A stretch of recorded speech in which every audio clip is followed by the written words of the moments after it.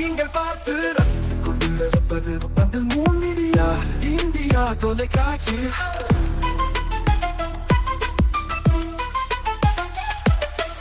நீங்கள் பார்த்து ரசித்துக் கொண்டிருப்பது உங்கள் மீடியா இந்தியா தொலைக்காட்சி. நீங்கள் பார்த்து ரசித்துக் கொண்டிருப்பது உங்கள் மீடியா இந்தியா தொலைக்காட்சி. நீங்கள் பார்த்து ரசித்துக் கொண்டிருப்பது உங்கள் மீடியா இந்தியா தொலைக்காட்சி.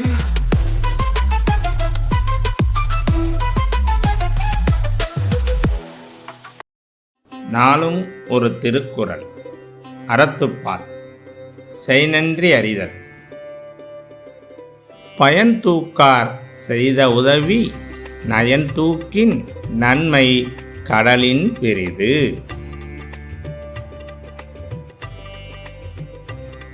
விளக்கம்.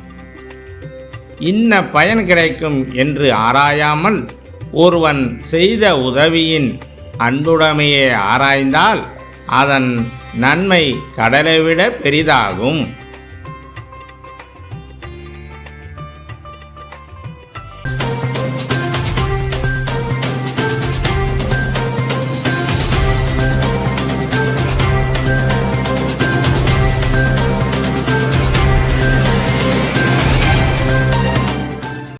வணக்கம். இன்றைய முக்கிய செய்திகள்.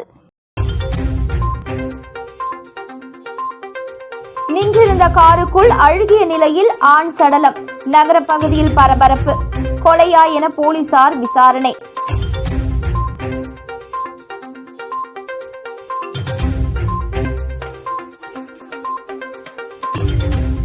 பேரறிஞர் அண்ணா பிறந்த தினம். சிலைக்கு முதலமைச்சர், அமைச்சர், எம்எல்ஏக்கள் மரியாதை.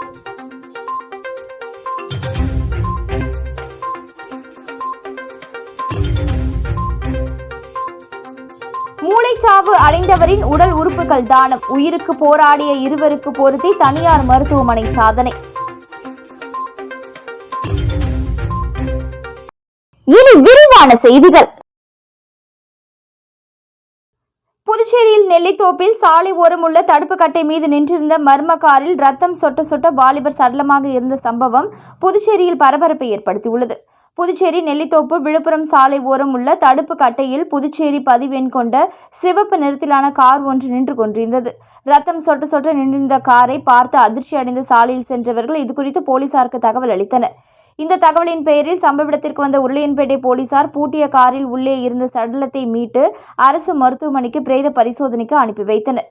பூட்டிய காரில் ரத்தம் சொட்ட சொட்ட சடலமாக கிடந்த வாலிபர் குறித்து விசாரணை செய்து வருகின்றனர். மேலும் காரில் இறந்து கிடந்த வாலிபர் கொலை செய்யப்பட்டாரா அல்லது விபத்து ஏற்பட்டு படுகாயம் அடைந்து இறந்தாரா என்பது குறித்து போலீசார் தீவிர விசாரணை நடத்தி வருகின்றனர். சாலை ஓரம் நிறுத்தப்பட்டிருந்த மர்மமான காரில் ஆண் சடலம் இருந்த சம்பவம் புதுச்சேரியில் பெரும் பரபரப்பை ஏற்படுத்தியுள்ளது.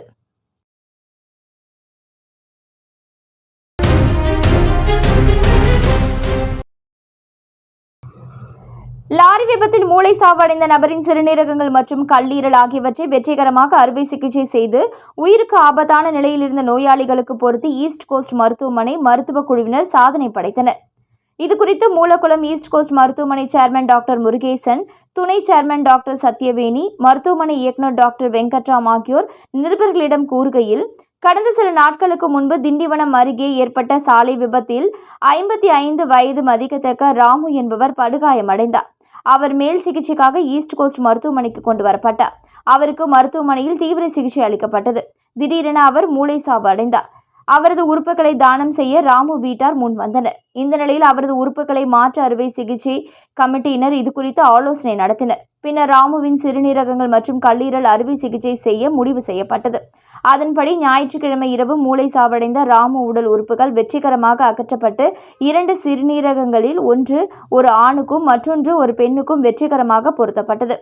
கல்லீரல் புதுச்சேரி எம்ஜிஎம் மருத்துவமனைக்கு அனுப்பி வைக்கப்பட்டது. இந்த உறுப்பு மாற்று அறுவை சிகிச்சையை வெற்றிகரமாக செய்து முடித்த டாக்டர் முருகேசன் தலைமையிலான மருத்துவ குழுவினர் doctor Vel Aravindan, doctor Arun, doctor Raheena, doctor Sivaraj, doctor Ratnavel, Kamaraj, doctor Jayaram மற்றும் உறுப்பு மாற்று அறுவை சிகிச்சை ஒருங்கிணைப்பாளர்கள் பிரதீப் குமார், செல்வமுருகன் ஆகியோர் பாராட்டப்பட்டனர். இதுவரை ஈஸ்ட் கோஸ்ட் மருத்துவமனையில் இதுவரை 25 உடல் உறுப்பு அறுவை சிகிச்சைகள் வெற்றிகரமாக மேற்கொள்ளப்பட்டுள்ளது என்பது குறிப்பிடத்தக்கது. புதுச்சேரி தனியார் மருத்துவமனை வரலாற்றில் மூளை சாவு அடைந்த நோயாளியின் சிறுநீரகங்கள் அகற்றப்பட்டு 2 பேருக்கு ஒரே நேரத்தில் பொருத்தப்பட்டது இதுவே முதல் முறை என்பது குறிப்பிடத்தக்கது. இந்த செய்தியாளர்கள் சந்திப்பின் பொழுது மருத்துவமனை பொது மேலாளர் ராமலிங்கம், தலைமை நிர்வாக அதிகாரி அப்துல் உள்ளிட்ட பலர் உடனிருந்தனர்.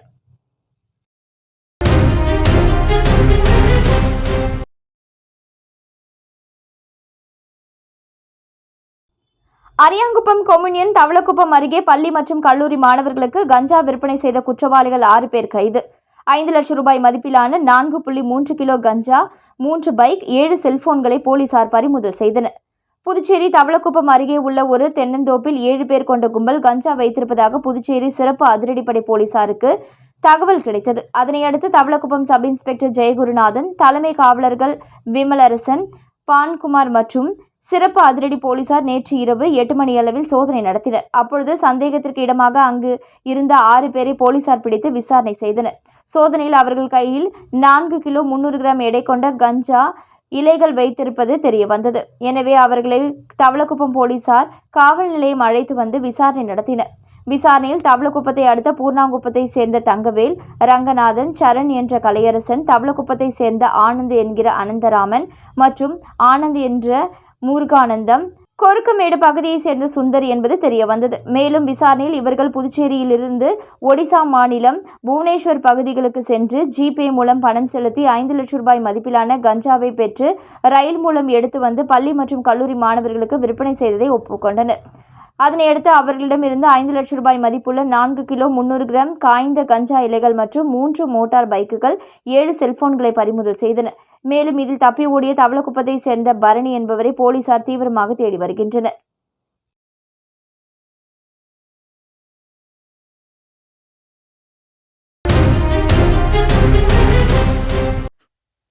So பிரியா, நீங்க எப்போ பிசினஸ் ஆரம்பிச்சீங்க?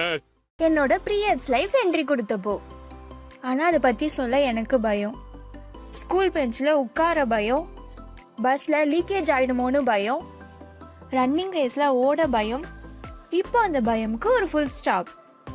அதுக்கு தான் நம்ம பெண்மை சானிட்டரி நாப்கின் இருக்குல்ல. லீக்கேஜ் இல்லை, இரிட்டேஷன் இல்லை, கெமிக்கல் இல்லை, பியூர் காட்டன் கம்ஃபர்ட் மட்டும்தான். பெண்மை சானிட்டரி நாப்கின் கம்ஃபர்டபுள்னா பீரியட்ஸும் கம்ஃபர்டபுள்.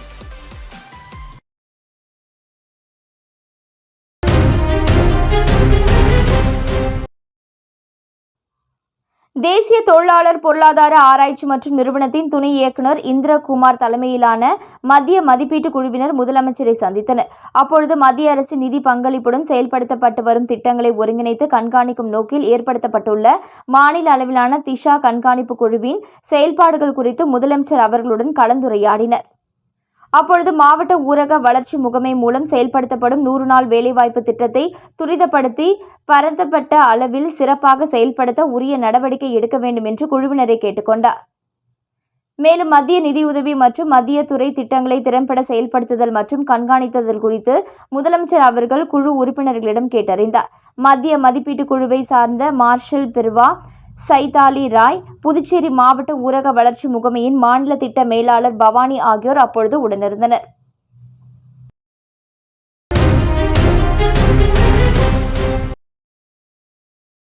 புதுச்சேரி கிழக்கு கடற்கரை சாலை நவீன மீன் அங்காடி அருகே உள்ள தனியார் மீன் கடையை அகற்ற வலியுறுத்தி மீனவ பெண்கள் திடீரென முற்றுகை போராட்டம் நடத்தியதால் பரபரப்பு நிலவியது. புதுச்சேரி கிழக்கு கடற்கரை சாலையில் புதுச்சேரி நகராட்சி நவீன மீன் அங்காடி உள்ளது. இதன் அருகே தனியாருக்கு சொந்தமான மீன் கடை இயங்கி வருகிறது. இந்த கடையால் சாலை ஓரம் மீன் விற்பனை செய்யும் பெண்களின் வாழ்வாதாரம் பாதிக்கப்படுவதாகவும் உடனடியாக அந்த மீன் கடையை அகற்ற வேண்டும் என மீனவ பெண்கள் தொடர்ந்து குற்றம் சாட்டி முதல்வர் உள்ளிட்ட அதிகாரிகளிடம் முறையிட்டு வந்தனர். ஆனால் இதுவரை அந்த மீன் கடை அகற்றப்படவில்லை. இந்த நிலையில் இன்று சாலை ஓரம் மீன் விற்பனை செய்யும் பெண்கள் கிழக்கு கடற்கரை சாலையில் உள்ள தனியார் மீன் கடையை முற்றுகையிட்டு போராட்டத்தில் ஈடுபட்டனர். போராட்டத்தில் 100க்கும் மேற்பட்ட மீனவ பெண்கள் தனியார் மீன் கடையை கண்டித்து கண்டன கோஷங்களை எழுப்பியதால் பரபரப்பு நிலவியது. இதுகுறித்து மீனவ பெண்கள் கூறும்பொழுது, ஆட்சியாளர்களின் செல்வாக்கால் தனியார் ஒருவர் மீன்கடை நடத்தி வருகிறார். இதனால் சாலை ஓரம் மீன் விற்பனை செய்யும் தங்களது வாழ்வாதாரம் பாதிக்கப்படுகிறது. எனவே உடனடியாக தனியார் மீன் கடையை அகற்ற வேண்டும், இல்லை என்றால் அகற்றும் வரை போராட்டம் தொடரும் என்று தெரிவித்தனர்.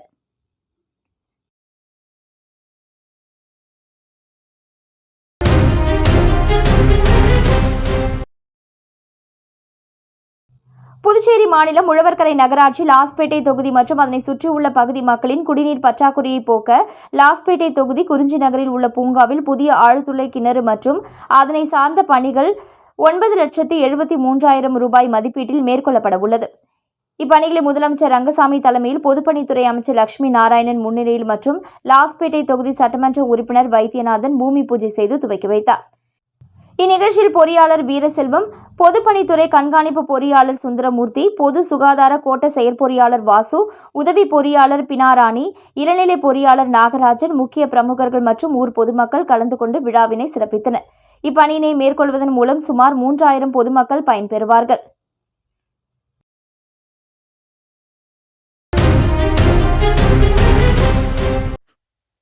So, பிரியா, நீங்க எப்போ பிசினஸ் ஆரம்பிச்சீங்க? என்னோட பீரியட்ஸ் லைஃப் என்ட்ரி கொடுத்தப்போ. ஆனால் அதை பற்றி சொல்ல எனக்கு பயம். ஸ்கூல் பெஞ்சில் உட்கார பயம், பஸ்ஸில் லீக்கேஜ் ஆகிடுமோன்னு பயம், ரன்னிங் ரேஸில் ஓட பயம். இப்போ அந்த பயமுக்கு ஒரு ஃபுல் ஸ்டாப்.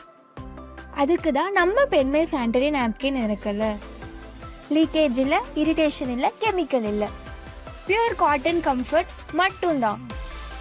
பெண்மை சானிட்டரி நாப்கின் கம்ஃபர்டபுள்னா பீரியட்ஸும் கம்ஃபர்டபுள்.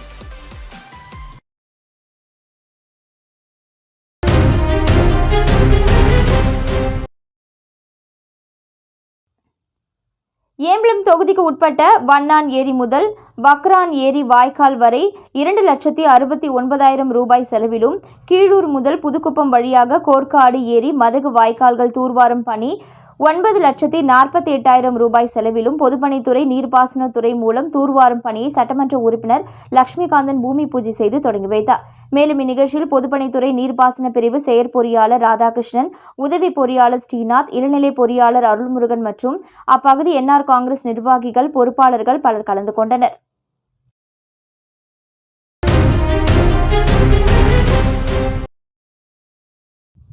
விழுப்புரம் மத்திய மாவட்ட திமுக சார்பில் கண்டமங்கலம் ஒன்றியத்தில் பல பகுதிகளில் ஓரணியில் தமிழ்நாடு என்ற தலைப்பில் உறுதிமொழி ஏற்பு நிகழ்ச்சி நடந்தது. கண்டமங்கலம் ஒன்றிய ரசபுத்திரபாளையத்தில் நடந்த நிகழ்ச்சியில் விழுப்புரம் மத்திய மாவட்ட திமுக செயலாளர் டாக்டர் லட்சுமணன் தலைமையில் உறுதியேற்பு நிகழ்ச்சி நடந்தது. மேலும் டாக்டர் லட்சுமணனுக்கு ஒன்றிய செயலாளர் கணேசன் தலைமையில் சிறப்பான வரவேற்பு அளிக்கப்பட்டது. ரசபுத்திரபாளையம் மந்தவெளி பகுதியில் நடைபெற்ற நிகழ்ச்சியில் டாக்டர் லட்சுமணன் அண்ணா உருவப்படத்திற்கு மலர் தூவி மரியாதை செலுத்தினார். பின்னர் தமிழ்நாட்டை தலைக்குனிய விடமாட்டேன் என்பது உட்பட 5 அம்ச உறுதிமொழியை டாக்டர் லட்சுமணன் வாசிக்க அங்கு திரண்டிருந்த பெண்கள் உறுதிமொழி ஏற்றனர். தமிழ்நாட்டின் நாடாளுமன்ற உறுப்பினர்களின் விகிதாச்சாரத்தை குறைக்கும் நியாயமற்ற தொகுதி மறுவரையறுக்கு எதிராக போராடுவேன். வாக்காளர் பட்டியல் மோசடி மூலம் தமிழ்நாடு மக்களின் வாக்குரிமையை பறிக்கும் எஸ்ஏஆருக்கு எதிராக நிற்பேன். நீட் மற்றும் இளைஞர்களை முடக்கும் எந்த ஒரு திட்டத்தையும் எதிர்ப்பு நிற்பேன். நம் மாணவர்களுக்கு உரிய கல்வி நிதிக்காக போராடுவேன். தாய்மொழி, பண்பாடு மற்றும் பெருமைக்கு எதிரான எந்த ஒரு பாகுபாட்டையும் எதிர்த்து போராடுவேன். பெண்கள், விவசாயிகள், மீனவர்கள், நெசவாளர்கள், தொழிலாளர்கள் என ஒவ்வொரு உழைக்கும் வர்க்கத்தின் நலன்களையும் பாதுகாக்க தேவையான நிதிக்காக போராடுவேன் என்பது உட்பட பல்வேறு உறுதிமொழிகள் திரளாக பெண்கள் வாசித்தனர். இந்நிகழ்ச்சியில் ஒன்றிய பொறுப்பாளர் கணேசன், ஒன்றிய கவுன்சிலர் சரவணன், ஊராட்சி மன்ற தலைவர் ரஞ்சிதம், பாலகிருஷ்ணன், ஒன்றிய துணை செயலாளர் புருஷோத்தமன், இளைஞரணி அமைப்பாளர் சுரேஷ், இளைஞரணி துணை அமைப்பாளர் விநாயகம், கிளைக்கழக செயலாளர் சுந்தரமூர்த்தி, மத்திய ஒன்றிய இளைஞரணி அமைப்பாளர் பிரவீன்குமார் உட்பட திரளாக 100க்கும் மேற்பட்ட பெண்கள் கலந்து கொண்டனர்.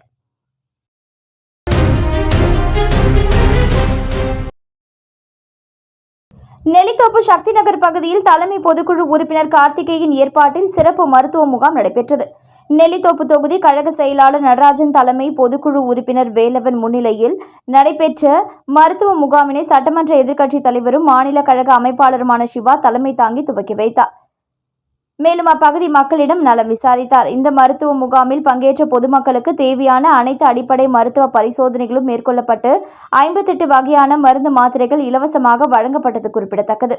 இந்நிகழ்ச்சியில் தலைமை செயற்குழு உறுப்பினர் லோகையன், தலைமை பொதுக்குழு உறுப்பினர்கள் கோபால், வேலன், தொகுதி செயலாளர்கள் சக்திவேல், தியாகராஜன், வடிவேல், மருத்துவர் அணி அமைப்பாளர் ஆனந்த் ஆரோக்கியராஜ், வர்த்தக அணி துணை தலைவர் குரு, மாணவர் அணி துணை அமைப்பாளர் கண்ணன், இளைஞர் அணி துணை அமைப்பாளர்கள் நிதிஷ், கிருபா சங்கர், தாமரை கண்ணன், சசிகுமார், மாநில பிரதிநிதி முருகன், மாநில தகவல் தொழில்நுட்ப அணி துணை ஒருங்கிணைப்பாளர் அருண், தொண்டரணி துணை அமைப்பாளர் கருணாகரன், வழக்கறிஞர் அணி துணை அமைப்பாளர் ஞானராஜன், கலை இலக்கிய பகுத்தறிவு பேரவை ரமேஷ், சக்தி நகர் நிர்வாகிகள் சேனாதிபதி, பூபதி, ராஜேந்திரன், பட்டாணி ராஜேந்திரன், கண்ணன், கந்தன், ராகவன், சுந்தர், சரவணன், சுகுமார், பாலாஜி, கணேஷ், கோகுல், மணி, நவீன், சஞ்சய், பிரதீப், கிளை செயலாளர்கள் மூர்த்தி, பரிதிமால், ஏழுமலை, மணி, சோமு, சின்ராசு, பாபு, தயால்ராஜ், சுதன், கிருஷ்ணகுமார், உலகநாதன், ரவி, விமல், ஸ்டாலின், வேலு, அர்ஜுனன், சரவணன், அன்பு, குமார், ராஜி, கேசவன், பாசில்பாய், சாமிதாஸ், ஞானவேல், மரியநாதன், பிரான்சிஸ், அருண் மற்றும் பலர் கலந்து கொண்டனர்.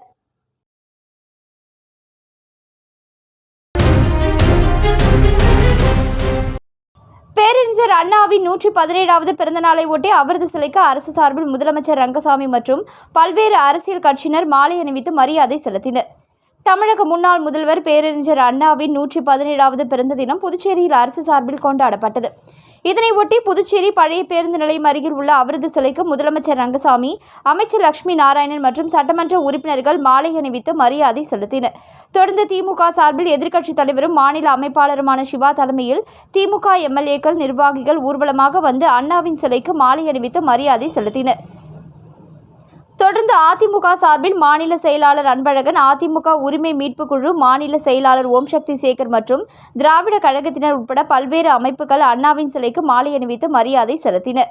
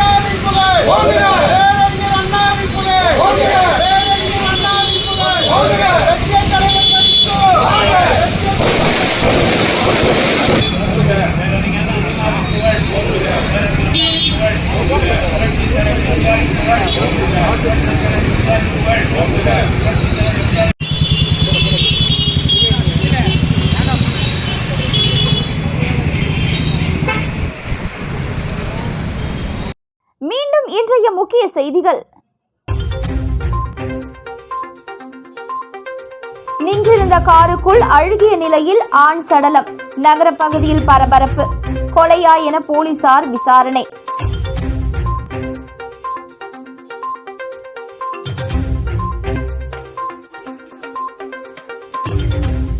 பேரறிஞர் அண்ணா பிறந்த தினம், சிலைக்கு முதலமைச்சர், அமைச்சர், எம்எல்ஏக்கள் மரியாதை.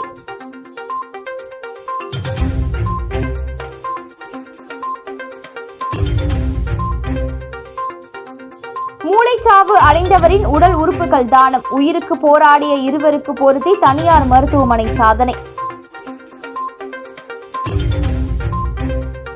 இத்துடன் இன்றைய செய்திகள் நிறைவடைந்தன. நன்றி, வணக்கம்.